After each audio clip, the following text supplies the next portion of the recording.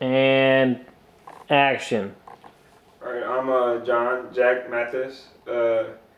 I'm consider myself from here. I'm 26 years old. I'm a mechanical engineer now. I've attended University of New Orleans and went to high school here at Science and Math High School, Sci High, and I went to middle school at Audubon Charter. So go Red Birds, I guess. But yeah. So I just wanted to thank you, Miles, for having me do this Yellow Chair series, and yeah. So.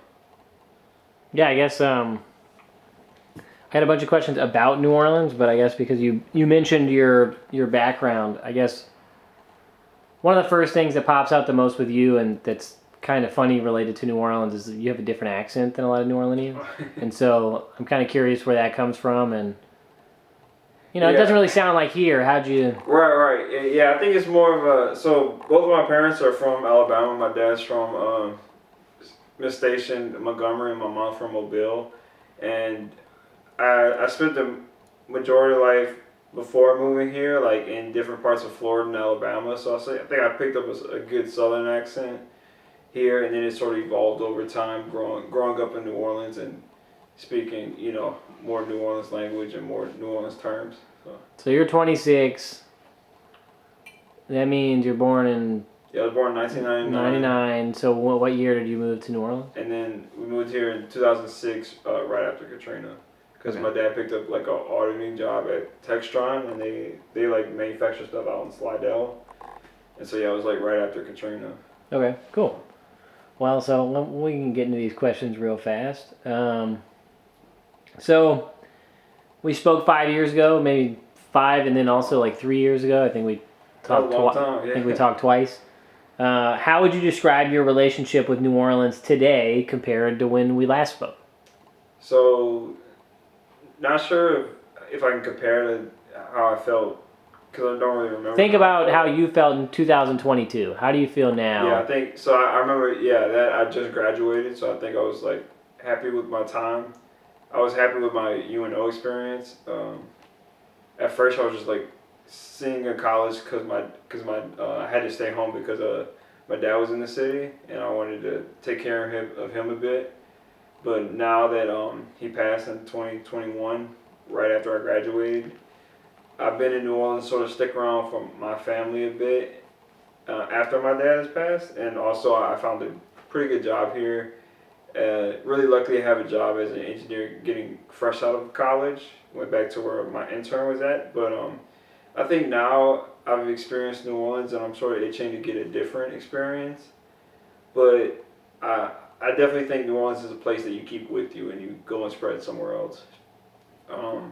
So would it be right in hearing you say that while New Orleans is your home, you feel a little bit more disconnected? Yeah, I think not necessarily disconnected. I think it's I have that feeling of leaving your hometown. I think everybody's from needs to do that, Yeah. and I have not done that yet. So I'm just getting that feeling. A lot of my friends in college left, and I've seen them find joy and happiness in what they do, and also like career wise, all the mechanical engineering offers down here is oil and gas, and then it's HVAC, and I'm necessarily not really interested in those fields. So, and I don't want to pigeon myself into those fields. So, yeah, it's a little bit of career wise, and then it's a little bit of I just want to experience new things and meet new people, and like if I meet somebody else from New Orleans, I can make valid assumptions about what they do and who they are, because we have similar experiences. Has your sense of home shifted over the past few years? And if so, what events or experiences have influenced that shift? Yeah, I think I realized like I feel at home when I'm sort of with your family, with Gerald and Alicia and Homa. I'm around my family a lot more now that my dad passed. I like moved close to my mom, and then my sister and my brother have lived with me, and then my sister stays close now. So yeah, I think I feel that closer to them, but necessarily like home, I definitely made a home for myself with my friends and with my area, and sort of like in this house where we did the shoot. I feel like this is I've lived here and I've made my most imprint in this place than anywhere else. So I guess, and that's maybe just how I view myself as an adult instead of just being like, oh, I lived here as a kid. Like, yeah. Well, that's kind of, you sort of answer my next question, but can you walk me through why you chose this location for your portrait? What memories or meanings are attached to this space for you? Yeah, so this space was like the first real house that I lived in by myself, and I sort of chose like I wanted the chair to sit where my coffee table is, just because this is a shotgun, so I don't really have room for a dining table. But I basically do everything in this room. So I'll play guitar in this room. I'll read in this room. I'll study in this room. I'll watch TV in this room. Sometimes I'll work remote and it'll be on the coffee table. I eat dinner on the coffee table, and so it sort of just resembles, hey, I spend majority of my time that I'm not working here in this room. That yeah, like this is where I live. This is who I've become. You know. It doesn't just have to be just this room. I mean, Yeah. so this location, why'd you? Yeah, so I moved here because Or no, why'd you do this shoot here? Sorry. oh, so I did the shoot here because I felt like last time we did this shoot we did it at your house, and I wanted sort of the dichotomy of switching it to my place. And honestly, I liked how much work aesthetically I put in here, and I thought it would look good with the yellow chair. I have a lot of like yellow accents, and then so selfishly I want to sort of show off my own living room a bit. So Yeah. How do you remember the neighborhoods you grew up in? Have they physically or emotionally changed for you? And when you talk about that, could you tell the people where you lived? Just so. okay, so And also, if you can, try to, like, feel free to look around, but just look past me. yeah. So I think growing up, I only really remember Birmingham. We lived in. No, we don't even have to talk about Birmingham. Okay. We can just talk about just New Orleans, yeah. Yeah, so I moved to New Orleans, lived in like Luling for 4 months, and I just remember that because we lived by this big park, and I just associate my second grade year and just remember leaving halfway and then still having to commute to the school out in Luling to finish up the year, and that's when I moved to Sycamore Street, which is so it was a good house. There was a kid my age that lived next to me, and we hung out, and so I made friends easily. And then you actually lived down the street, and then and that was funny. Now we have multiple friends that live on Sycamore, so I feel more tied to it. Like, hey, like all of us have lived on Sycamore Street at one point, and then spent most of my time in high school living in Broadmoor, and I enjoyed that. It was very walkable between your house and my house, so we could hang out easily, and it was close to everybody we really hung out with, and also being uptown or Broadmoor, we were able to walk the Circle K. It was, I guess, walkable in a sense that we felt okay. I used to walk to and from school, so yeah, luckily I was always outside, you know, so I felt more in touch with the city that way instead of just being in a car. And I remember a lot of people not knowing their way around, and being that you and me would hang out a lot, we'd go downtown or we'd go to the river and then, or go to the basketball court. So we sort of knew our way around uptown all the way down to the quarter. So you remember where you grew up in the neighborhood you grew up in, though? You remember them fondly? Yeah. Okay. What kinds of spaces? So this could be homes, this could be schools, streets, clubs, restaurants, whatever. What kind of spaces feel most like you in New Orleans? And this is to you. And then why? To me, I places I really enjoy being at and that make me feel like myself. It's more of an indicator of like, I know that I belong there. If I hear music I really like, or if I can like, if I run into somebody I know, I sort of understand like, hey, it brings me back to the city, making me feel connected. Also for me, it's I really enjoy it being at like a local coffee shop, and then also, one of my biggest things, if I see like a bakery, I just love seeing a bakery case just full of pastries and just knowing like that took somebody probably like 8 hours this morning just to fill that up just for people to come in and look at it and buy. And I can sort of like find appreciation in little things. So it's more like the vibe of the place when I get there, and I sort of get that feeling when I'm in the moment. If you had to name a bakery and a coffee shop in New Orleans that feels like the most like you, what would it be? And remember, Lakeview is still New Orleans, so that can count. Yeah, Because I know you got your Lakeview. I just like the matcha there, but I go to the station a lot, so I have most memories there. But does that feel the most like you? Not necessarily. What feels the most like you to you? Bakeries.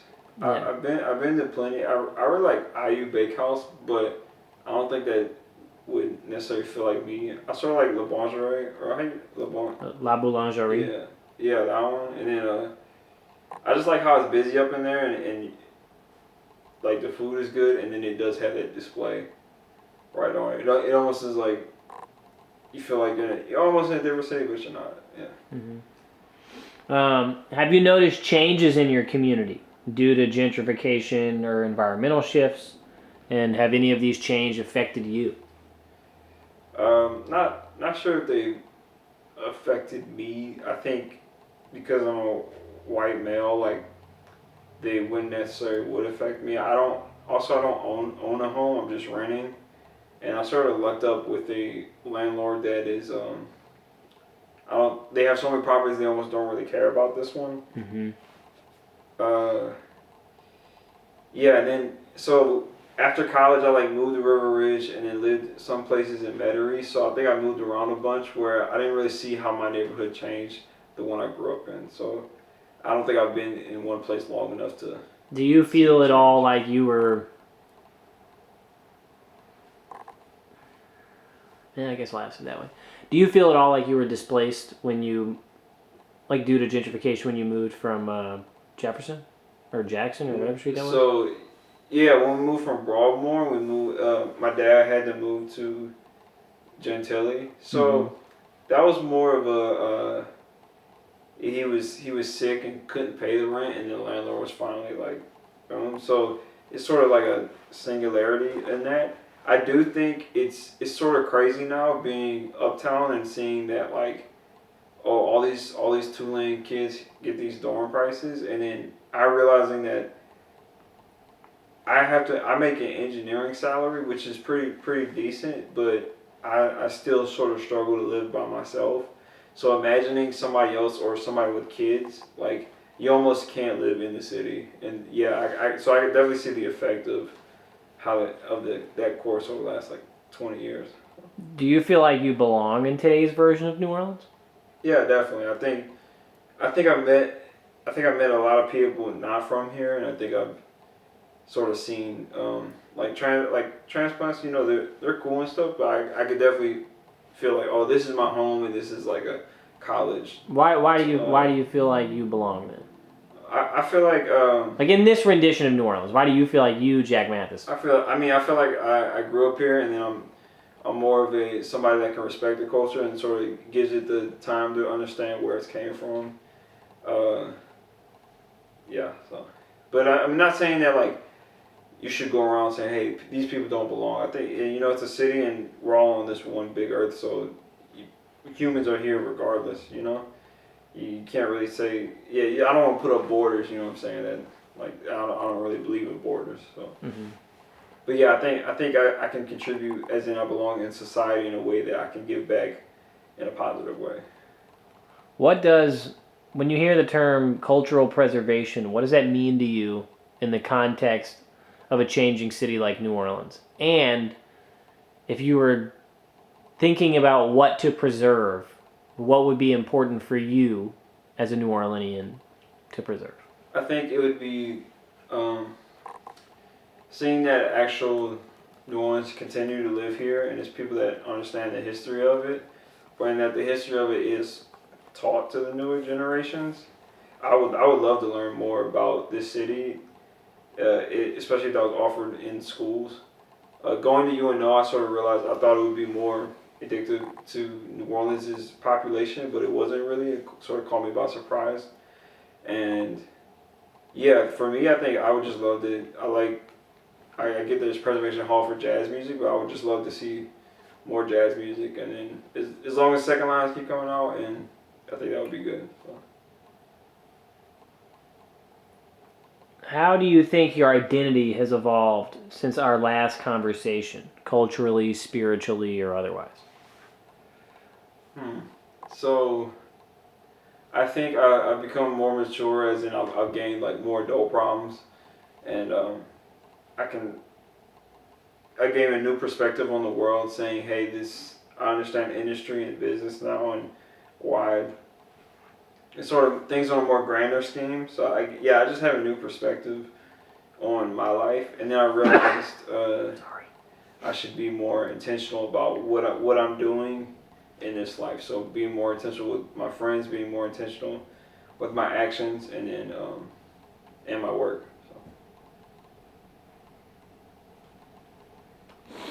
Do you carry any bodily memories of certain places that still live with you? So bodily memories being scents, sounds, feelings. Like for me, there's certain moments from the first game back in the Superdome after Katrina that I have like a visceral reaction every time. Right. It's like imbued in me. Like I carry it with me. Right. I think definitely. I definitely remember how cold it would get at UNO on those cold days in the breezeway.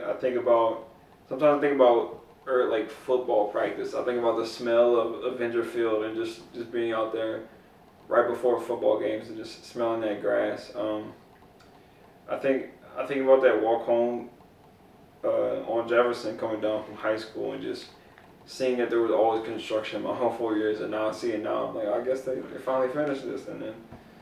Yeah, and I definitely those hot summer nights. I remember being in my backyard thinking, "Oh, I still got a chance to go pro."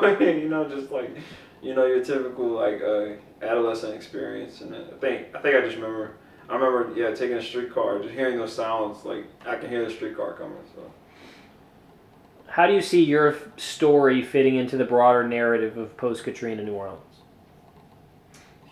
I think I'm just a citizen that lives here. Unless I can't imagine my story being a big one. I think I'm just more speaking to the numbers of life after Katrina, and as somebody that sort of grew up post Katrina. So. Well, I guess I hear what you're saying, but I'm sort of curious because you sort of described like some of the limitations of where all you can get jobs within the career path you have. You've described like this notion of needing to leave, some of these other things. So I'm curious, like, I don't know if you saw this week, but for like the second year in a row, New Orleans has the largest population loss of any metropolitan area in the United States. We're losing the most people. And I'm wondering, like, hearing some of your other answers, like, maybe you are a bigger part of the story, because if you end up leaving because you couldn't get a job that you wanted here, right. What does that say? And that's not necessarily a question, but No, I think there's definitely. I think we're living in a like post effect of Katrina. So yeah, I for guess sure. if that's what you're trying to get at, but like, Well, no, because things change and things are almost like nobody's on the same page of what to do. And I don't know if there's proper city planning happening, but it seems like we're struggling to evolve for our people, and it's become more of tourism things. So, and I understand that's where the money is, but like you said, they're saying New Orleans, best city for the Super Bowl. But why?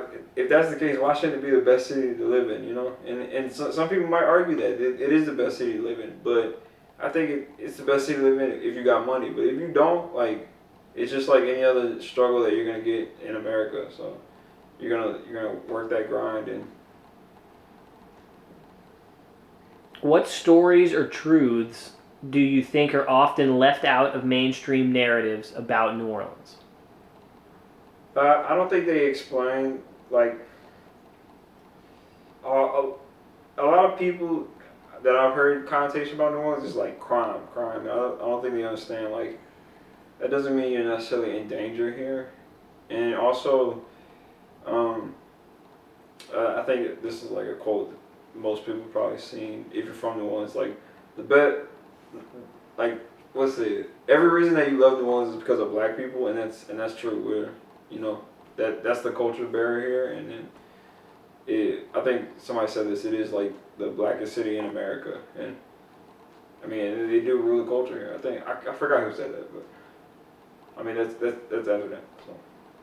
As someone from here, what do you wish researchers, outsiders, or future generations understood better about New Orleans? And maybe that's compounding upon your last statement, or What future researchers understand better. as someone from here, what do you wish that researchers, tourists, outsiders, future generations of people? I hope they're able to. I hope they're able to sort of differentiate New Orleans and Southern Louisiana culture, and I also want them to be able to. Oh, that thought just left me. We can come back. Oh yeah, I want them to be able to distinguish from a stereotypical New Orleans versus how people actually lived here, and then like that. So. Is there anything that you don't want your story to be reduced to? Yeah, I don't. I would want people to see my story and be inspired to be creative and pursue their dreams. And I don't want it just to be reduced to this dude that just lived here and then either left or stayed here and just lived the life he put his best effort into it, whether that be into New Orleans or into my own life as a New Orleanian. So.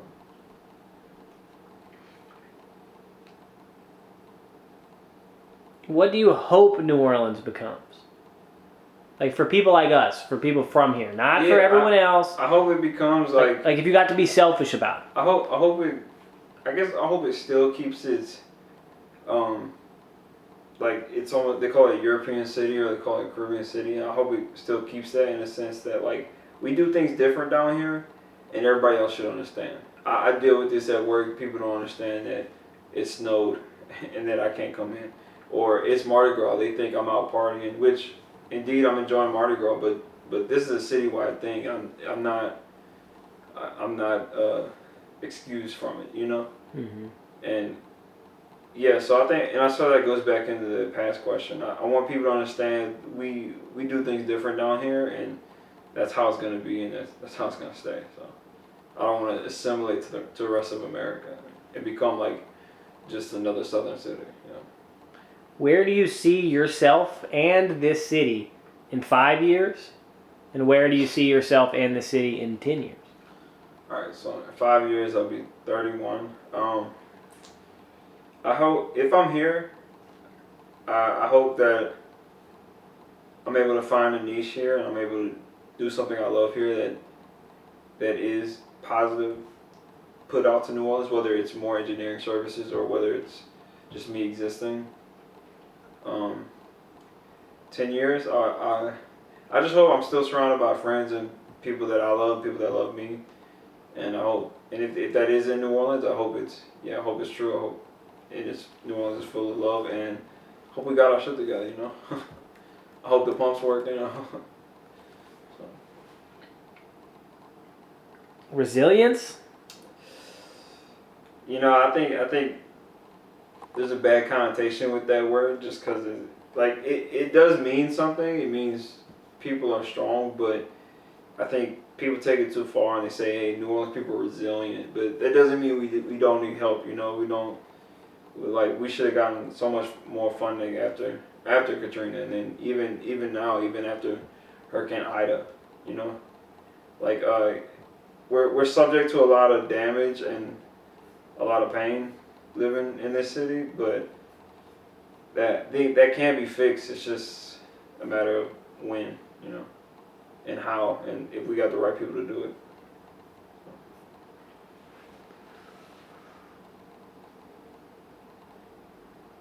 Mount Rushmore of New Orleans foods. New Orleans foods? Mm-hmm. Because I know for sure I asked this last time. want to see what changed. Yeah, I thought we were talking about rappers. We can ask that too. Like, But that was easy. It's yeah, that gonna was easy. be Slim, Juvenile, Wayne, Spitter. I'm like, all right. So I think New Orleans foods, because I'm more foodie now, and like she baked, like you gotta put beignets on there. When people call them mid, like I feel like they just don't get it. Like they don't appreciate a basic. Oh, it's fried dough. I mean, you can do that tons of different ways, but we did it a pillowy way in a vat of oil, you know.